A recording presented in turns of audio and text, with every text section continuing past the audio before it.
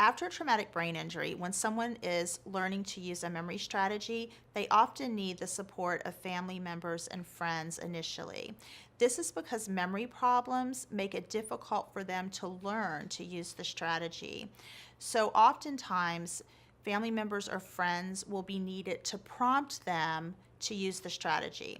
For example, if someone has a memory notebook, they'll often forget to use it if someone doesn't remind them.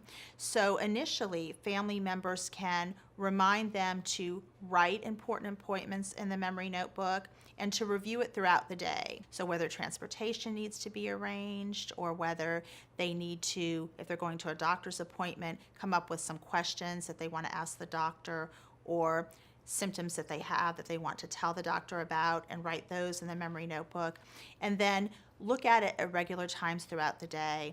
And initially, family members may need to prompt them to do that.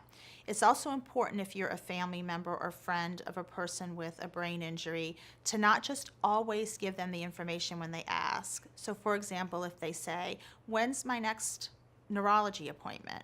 rather than saying, "It's on June 15th, say, "How can you find that out?" Look in your memory notebook. Where would you look to find that? With repetition, people will learn to use those strategies independently, and they'll know where to look and know when to look for the information that they need. But initially, they may need help doing that. And that help can gradually be weaned over time as they learn to use it on their own. So another thing is when working with these persons who have survived these traumatic brain injuries and also their families, is that everyone is on the same page when it comes to these compensatory memory strategies.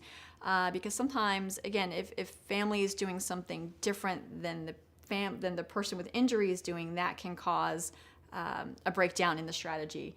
So we talked about how a failure gives us important information that we learned from our failures. So for example, if the goal is to remember where you put the remote control for the TV set, and the strategy is to always put the remote control in a special little glass bowl that's on a side table, it's important that everybody in the family is doing that, because otherwise the strategy is not going to break down. It's going to break down. So sometimes what we learn from these failures is that sometimes it's not the patient that's having the problem, but maybe the mother or the dad forgot, and that they need reminding to always put this back in the same place, as again, so the person with the injury can find it.